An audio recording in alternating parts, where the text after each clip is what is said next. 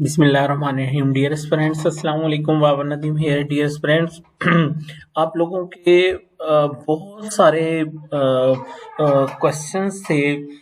कभी किसी ने पूछा कि सर मुझे बताएं कि तैयारी स्टार्ट कैसे करनी है। कभी किसी ने पूछा कि सर क्वेश्चन जो है उसकी लेंथ क्या होनी चाहिए, लेंथी लिखना चाहिए, शॉर्ट करके लिखना चाहिए। कभी किसी ने ये पूछा कि सर प्रेजेंटेशन कैसी होनी चाहिए, हेडिंग्स बनानी है या नहीं है, इंट्रो लिखना है कि नहीं लिखना, कंक्लूजन लिखना है कि नहीं लिखना। किसी ने पूछा सर केस लॉ के बारे में आप क्या कहते हैं। किसी ने पूछा कि सर आप प्रोपोजिशन को कैसे अटेम्प्ट करना है। किसी ने पूछा सर कि कोर्ट का ऑर्डर जो है वो किस तरह से लिखा जाता है। तो उसके बाद इस बात से कतई नज़र कि क्या हम पहले ये चीज़ें कर चुके हैं या नहीं कर चुके, तो मैंने ये डिसाइड किया कि क्यों ना हम एक सीरीज शुरू करते हैं जनरल गाइडलाइंस के नाम से। और हम स्टेप बाय स्टेप जो है लेक्चर्स में हर चीज़ को तय करते चले जाते हैं कि हमने बेर एक्ट को कैसे पढ़ना है, हमने प्रेजेंटेशन को कैसे इम्प्रूव करना है। ठीक है, तो सीजे का एग्जाम कैसे तैयार करना है, और अगर एडीपीपी का आ जाए तो वो कैसे है, दोनों में डिफरेंस क्या है। तो ये सारी चीज़ें जो है ना स्टेप बाय स्टेप हम करेंगे। ठीक है, रिस्पॉन्स ज़रूर देना है, कमेंट ज़रूर करना है, बताना है मुझे लेक्चर कैसा लगा है। ठीक है, दूसरों से शेयर करना है। ठीक है, अच्छा सबसे पहली बात, आज का जो हमारा लेक्चर है ना उसका ये है अनुमान ये है कि भाई पढ़ाई किन पैरामीटर्स पे करनी है, दैट इज समथिंग डिफरेंट। लेकिन वो प्रेपरेशन स्टार्ट करने से पहले कौन कौन से एक्शंस हैं, एक्ट्स हैं जो कि हमने लेने हैं ताकि हम लोग वो तैयारी शुरू कर सकें। मैं आपको इस तरह से बताता हूँ कि अगर एक फौजी ने महाज पे लड़ना है, सोल्जर ने, तो उसके पास कौन कौन से हथियार होने चाहिए, ये आज हमने डिसाइड करना है कि भाई अगर हम एक तैयारी शुरू करने जा रहे हैं तो हमने करना क्या है। तो भाई सबसे पहली बात कि आपने सबसे पहले एडवर्टाइजमेंट लेनी है। ठीक है, अगर एडवर्टाइजमेंट से सिलेबस अलग है तो सिलेबस को आपने पकड़ लेना है। ठीक है, वैसे एडवर्टाइजमेंट के अंदर होता है सिलेबस, अगर अलग से है तो उसको आप पकड़ लें। चाहे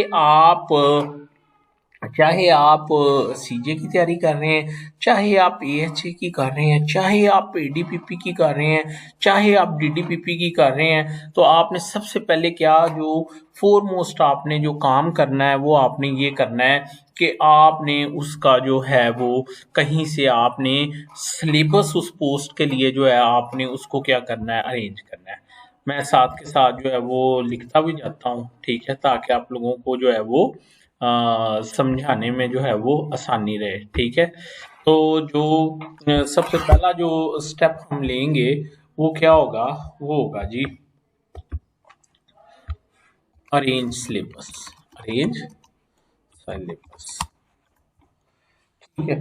अच्छा जी, ठीक है, हमने सिलेबस अरेंज कर लिया, सीजे का कर लिया, एएसजे का कर लिया, डीबीपी का कर लिया। अभी मैं एंड पे ये भी बताऊंगा कि ये आपको अवेलेबल है, अगर आपके पास नहीं है तो आपको ये कैसे मिलेगा। अच्छा, अब आपने क्या करना है जी, आपने करना क्या है, इसका प्रिंट निकलवा लें।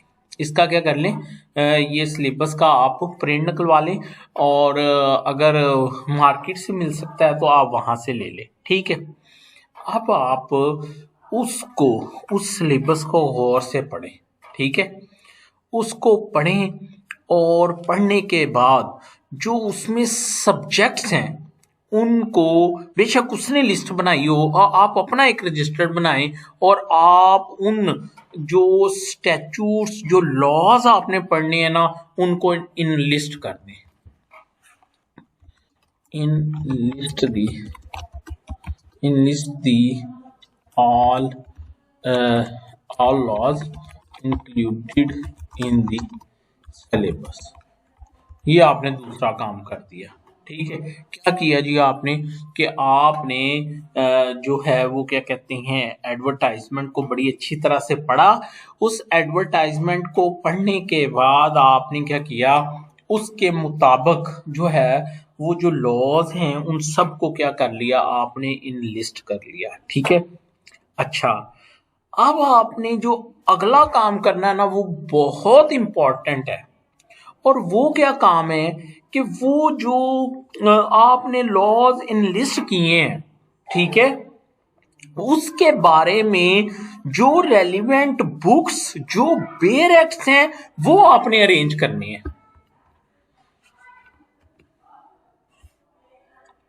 नेक्स्ट स्टेप क्या है, अरेंज रेलिवेंट रेलिवेंट एक्ट्स और जो है एक्ट्स और बुक्स एटसेट्रा। ठीक है, उनको आपने क्या करना है, आपने उनको अरेंज करना है। ठीक है। अच्छा, अब मैं आपको एक बात बताऊं यहाँ पे कि ये जो आपने लॉज जो अरेंज करने हैं, ठीक है, चले वो मैं आपको आगे चल के बताऊंगा कि आगे चल के आपको बताऊंगा। फिलहाल आप इतना लिखें कि वो जो लॉज है ना उनको आपने क्या करना है जी, उनको आपने ना अरेंज कर लिया।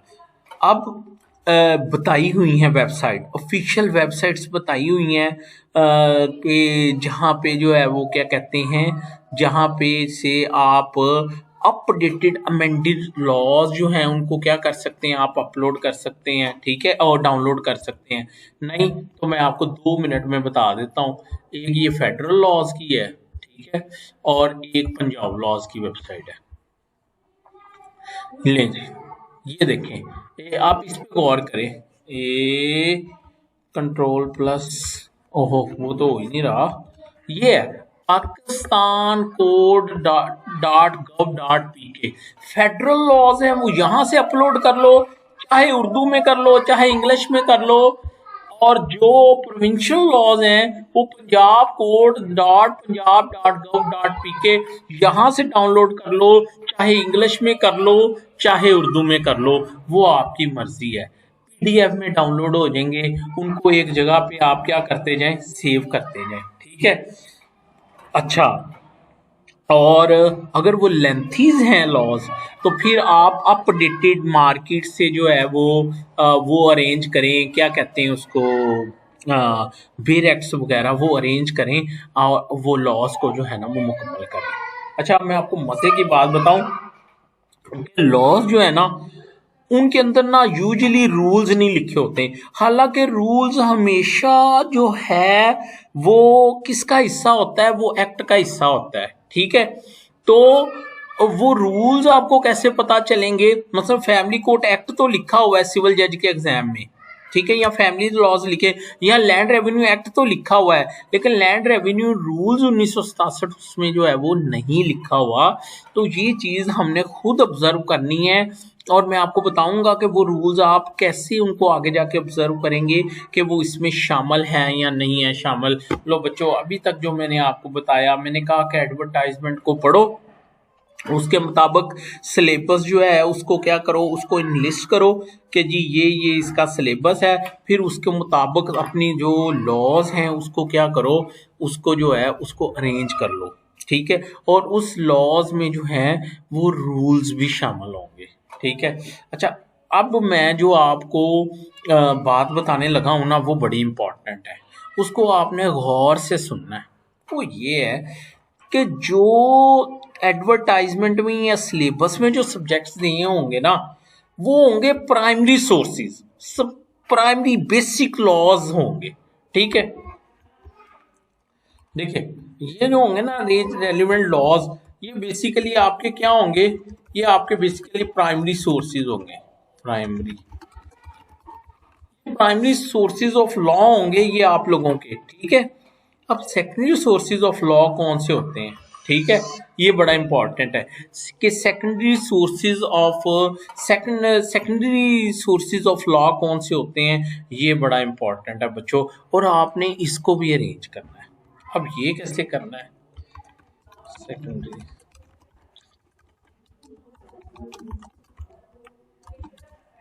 देखो मैं आपको बताऊं सेकेंडरी सोर्सेज कौन से होते हैं। सबसे पहले डिफरेंस को समझें। प्राइमरी सोर्सेज तो वो हो गए ना जो बेसिक लॉ हो गया, Secondary sources are those sources which explain the primary sources.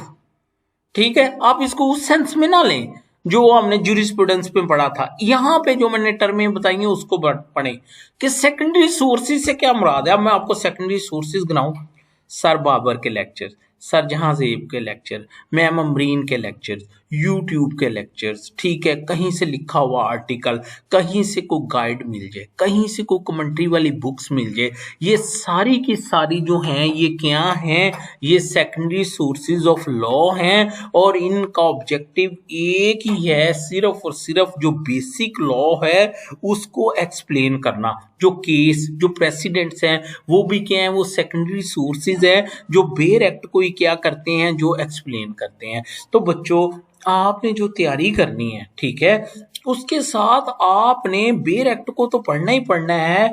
अपनी हद तक आपने जो भी सेकेंडरी सोर्सेज मिले, सर बाबर के लेक्चर मिले, किसी और के मिले, आपने उनको सुनना है, आपने चलते फिरते उनको सुनना है ताकि आपके जो वो कॉन्सेप्ट है ना वो क्लियर हो जाए। देखिए मेरी बात सुने, रट्टा नहीं चलना।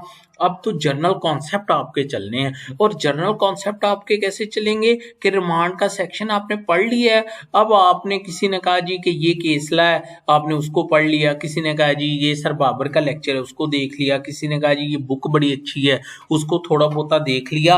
तो इस तरह आपने करके तो उसको क्या करना है, आपने उस अपने ग्रिप करनी है। बेसिक लॉ के ऊपर ग्रिप कैसे आएगी, जब आप सेकेंडरी लॉज को आप डीपली जो है आप क्या करेंगे, उसको आप जो है वो देखेंगे। होप कि आपको मेरी बात की समझ आ गई है।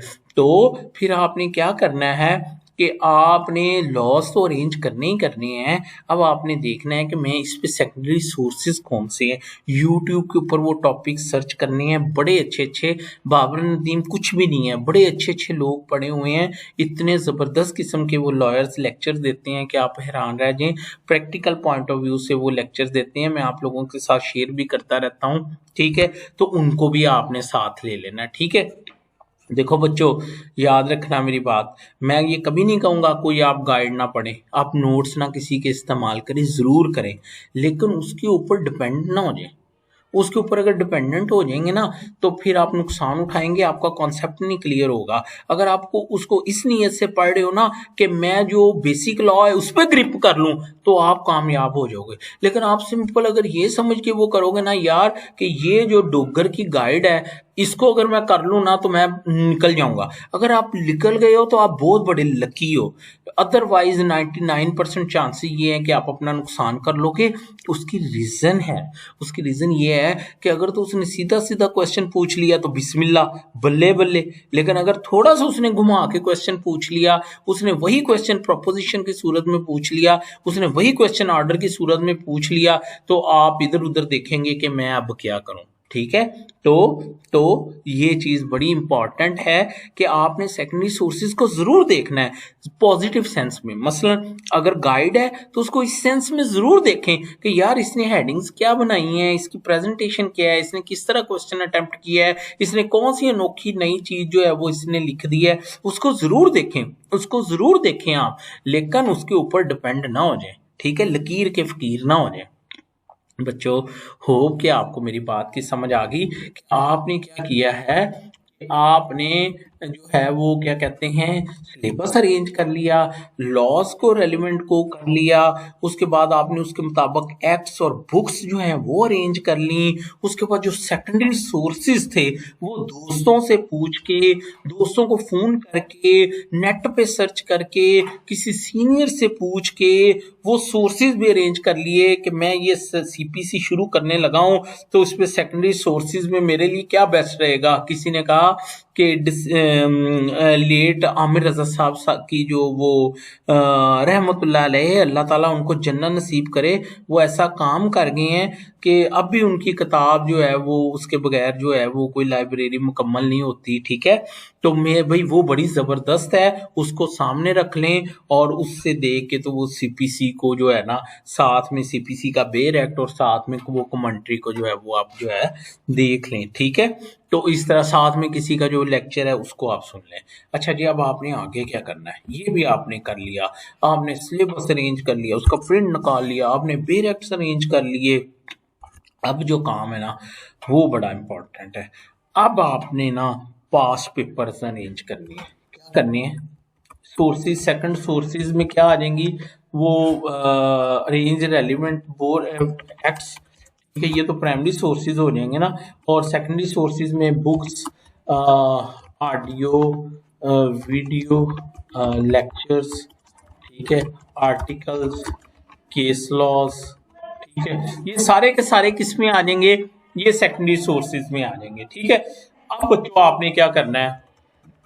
अब आपने जो है वो अब आपने जो काम है वो ये करना है आपने कि आपने क्या बताने लगा था आपको कि आपने सेकेंडरी सोर्सेज भी अरेंज कर लिए, वो भी कर लिए, क्या था ज़हन से निकल गया, पास पेपर्स, पास पेपर्स अरेंज कर लिए, ठीक है।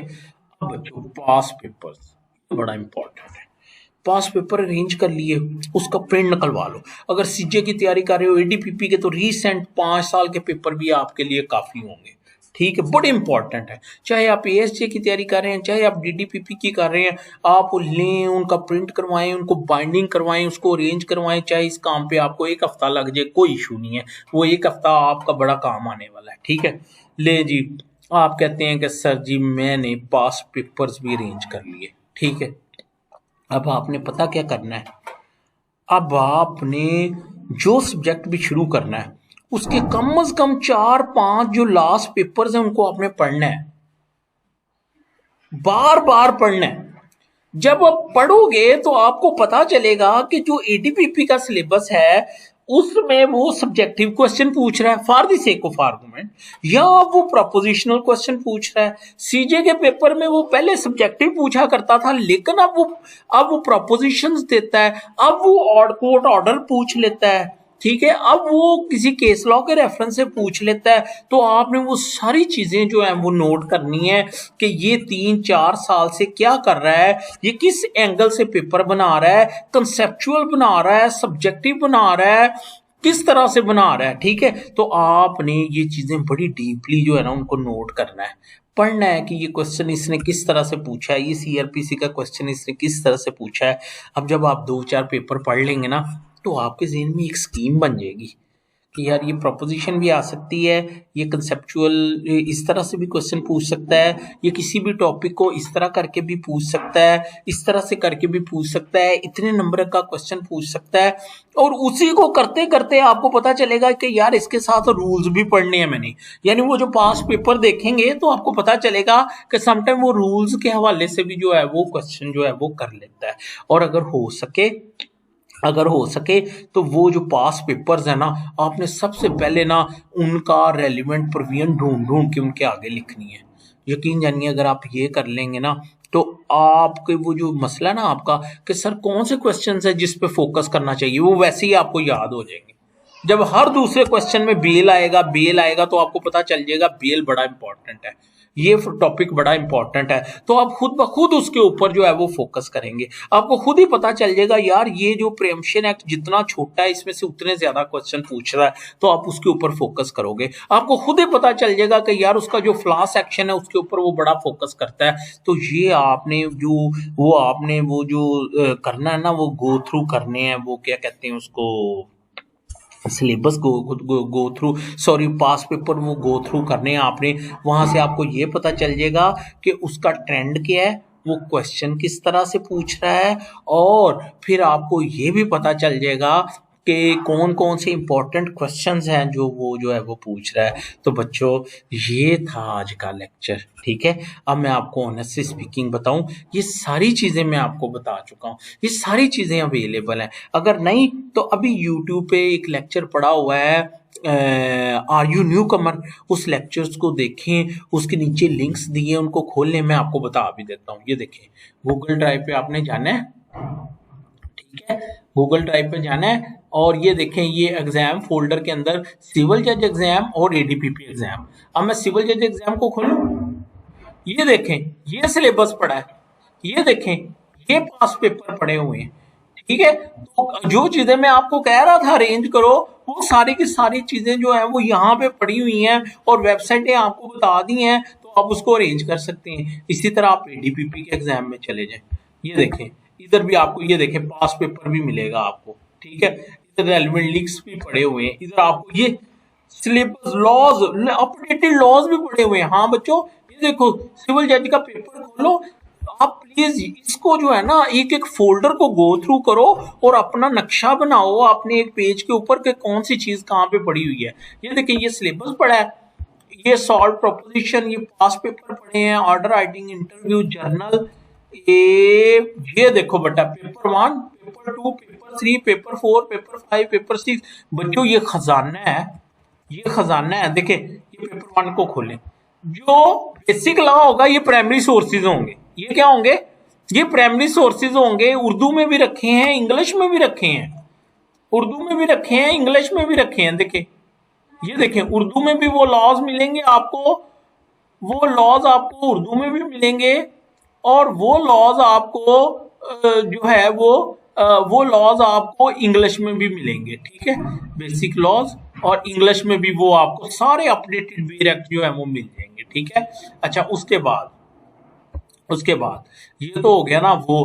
अब आपने क्या करना है कि ये तो बेसिक लॉ हो गया ना, अब आप हेल्पिंग मटेरियल खोलें, ये सारे लेक्चर्स पड़े हुए हैं, ठीक है। ये देखिए रेंटेड प्रीमिसेस एक्ट है, तो ये नोट्स पड़े हुए हैं, ये ऑडियो लेक्चर पड़े हुए हैं, ये सिलेबस पड़ा हुआ है, ये कोर्ट ऑर्डर पड़े हुए हैं, सारा कुछ ये फाइनल ऑर्डर्स पड़े हुए हैं। आप उसको एक दफा चेक तो करें, ठीक है। ये प्रेम्पशन को खोलें, देखें प्रेम्पशन को खोलें, वेरी हेल्पफुल आर्टिकल पड़ा हुआ है, ये सारे सेकेंडरी सोर्सेज आपके लिए मेहनत करके रखे गए हैं। अब इनको देखना आपका काम है, इनका प्रिंट निकालना आप लोगों का काम है, ठीक है। और जिन लोगों ने रखे हैं वो अब कुछ ना कुछ जिंदगी में बन चुके हैं। इसी तरह ये फैमिली लॉज हैं, इनको आप देखें, इसमें वर्क फाइनलाइज देखें, बहुत जबरदस्त किस्म का ये मटेरियल पड़ा हुआ है। इसी तरह कॉन्ट्रैक्ट एक्ट को खोल लें, कॉन्ट्रैक्ट एक्ट बड़ा डेप्थ में पड़ा हुआ है, ठीक है, नोट्स भी पड़े हुए हैं, सब कुछ पड़ा हुआ है। ये वो चीजें हैं जो कि उस वक्त मैं यूट्यूब पे नहीं था, ठीक है, ठीक है। तो ये वो चीजें जो पहले का काम है वो यहाँ पे पड़ा हुआ है, ठीक है। तो इसको आप देख लें। अब मैं वापस आता हूँ, तो बच्चों आप एक दफा इसको देखें तो सही, आपको इसमें से बड़ा कुछ मिलेगा। इसमें सारे जजेस जो बन गए उनके इंटरव्यू पढ़े हैं, प्रोसिक्यूटर्स के पढ़े हैं, सर जहां जेब साहब के लेक्चर्स पढ़े हैं, उनके इंटरव्यूज पढ़े हैं। ढूंढने से है ना, करने से है ना, शौक से है ना, अगर आप करें तो फिर है ना। तो ये मैंने आज जो आपको लेक्चर दिया और मैंने आज आपको ये भी बताया कि वो मटीरियल अवेलेबल भी है। कमेंट जरूर करना है, मुझे जरूर बताना है और आने वाले वक्त में मैं बताऊंगा कि आप बेयर एक्ट को कैसे पढ़ना है, क्वेश्चन को कैसे तैयार करना है, गाइड इस्तेमाल करनी है कि नहीं है, वो आने वाले वक्त में बताऊंगा। Thank you so much, Allah Hafiz.